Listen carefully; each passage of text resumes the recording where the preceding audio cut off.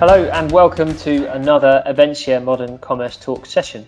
As usual, I'm your host, Jack Stratton from Insider Trends, and delighted to be joined today by Lawrence Greenway from Mirakl, who are a global leader in marketplace technology. And Lawrence himself is a platform strategy consultant. The reason we've got Lawrence on today is that we're focusing on marketplaces. We've got a couple of talks about them. I think marketplaces for me have been one of the most interesting, kind of booms or accelerations of the pandemic. It seems like there's been a real kind of tipping point for online marketplaces. A lot of brands, businesses, B2B and B2C, are starting to realize the potential in marketplaces for so many different reasons. And Lawrence, what I wanted to kick off this one about really is thinking about vision, because it's apparent to me that partly what's happening is in this massive increase in lots of people thinking about marketplaces and creating them is that actually, perhaps more important than anything, there needs to be a really distinct vision in order to make sure that new marketplace is somehow clearly different to other ones that exist, because clearly, that is going to be more important than almost anything else. So really my question to you is, what kind of questions should brands be asking when they're defining their marketplace vision? So I think it's, as you said, there's a lot of marketplaces. Some have been around for a very long time. The likes of Amazon's, Alibaba's, etc. Globally, massive players. But if you look at the top 100 marketplaces today across the globe, over 50% of those have launched in the last 6 or 7 years. And what we're seeing now is a real proliferation of marketplace, not just at that generalist level with the large multi-category, multi-brand offerings like the likes of Amazon would bring, but are actually seeing marketplaces appearing in the verticals where they can combine the e-commerce and industry knowledge that you get from a verticalized retailer with the scale and breadth of offering that you get from marketplace as a business model. And so I think the important questions you need to ask when looking at how you can adopt the marketplace model are, how can we find a niche where we as a brand, whether that be a retail brand, whether that be we've seen direct-to-consumer brands as well going for this. We're seeing large B2B organizations, manufacturers, etc.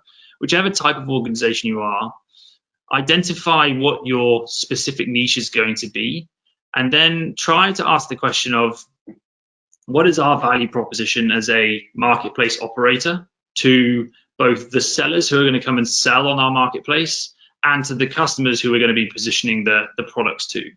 And once you can define that clear niche, and then also your value and the value of a marketplace within that niche, you can start to evaluate whether it's going to be a good idea. A good pressure test for this is if you find that the value proposition for one of those parties doesn't work. For example, for you as an operator, you can make a lot of money, and for customers, it's great because you can have a large range and a good service. But for sellers, maybe it's unprofitable for them to sell on that marketplace.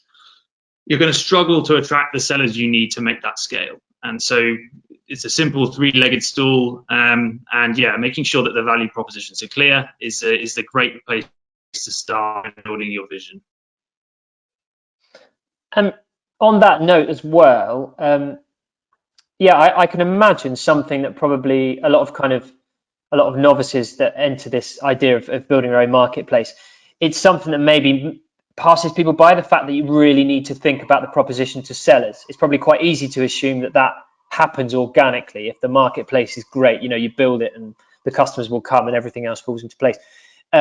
So what, how does that fit with the vision? What do you kind of advise brands, businesses? What kind of things can they do to make sure they are also attracting sellers and not just the customers? Yeah, so a really nice example of this is as a company that's doing a really good job of this is actually Next.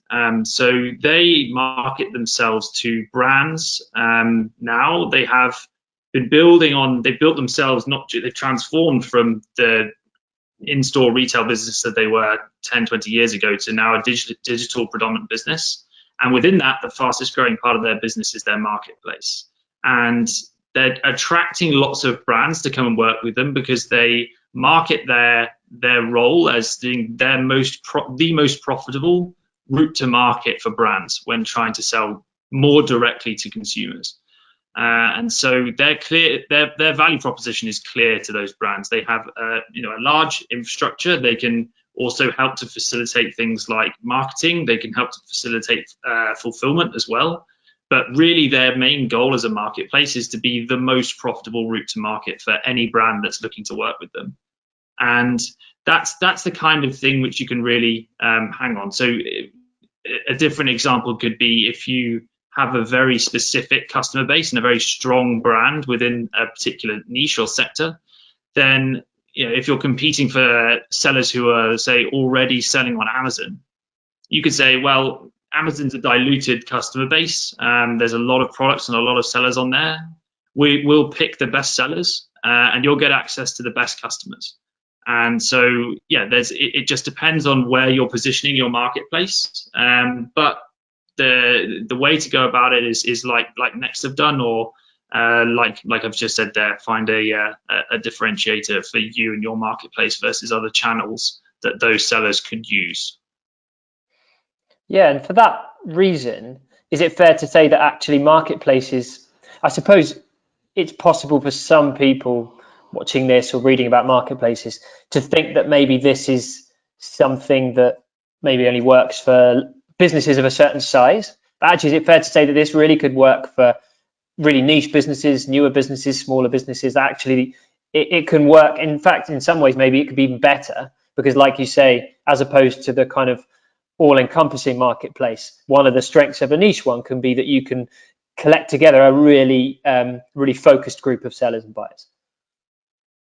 Yeah, I think that it's very interesting to see. If you are a large business with an existing e-commerce base and an existing customer base, I think you always going to be an advantage because you can build on that scale, build on that brand, launch a marketplace, and grow very quickly.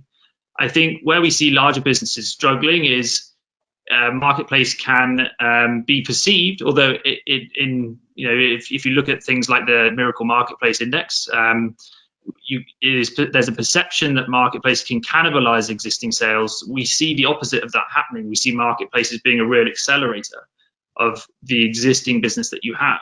But what we find is that a lot of businesses who have already a strong e-commerce presence in a traditional retail model, for example, will get in their way a little bit and will stem the growth of the marketplace. And so there is an advantage in smaller businesses. I'd take an example like Mano Mano, for example. They are a French marketplace. They do DIY, and then they've grown in, I think, 6 years. They're now across most of Europe. They exceeded their growth targets of their turnover. Last year, they were targeting 1 billion. I think they hit nearly 1.3.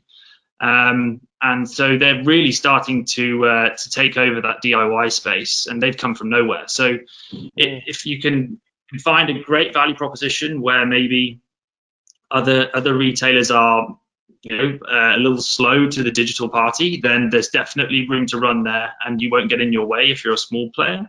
But if you're a large player, you have all of the benefits that you could possibly need to launch a large marketplace. It's just about making sure that you are adopting it from the top down and making sure that it's not something that's just tacked onto the side. It's really a company-wide initiative. So interesting. And just, I suppose, to wrap up, what would be your, for anyone starting to consider marketplace as an option, or even just thinking of it as a more distant kind of idea for them, what would be your one kind of takeaway for them in terms of vision, something that you would say they should focus on first and foremost in getting the right vision for creating their own marketplace?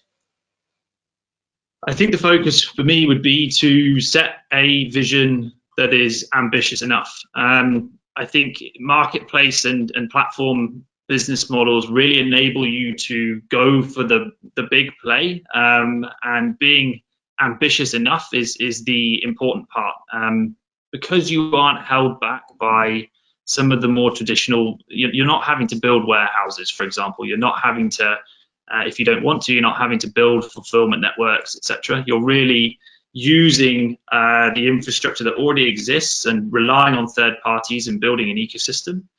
And so when building that vision, have a strong ambition for it, and also make sure you're tapping into an ecosystem that's going to facilitate that vision that you have. So yeah, definitely, as the bigger the better is our view when it comes to ambitions. Awesome. Thanks so much, Lawrence. That's all we've got time for this latest Modern Commerce Talk. My thanks to Lawrence Greenway from Mirakl, and we will be back again with another one soon. Thanks very much.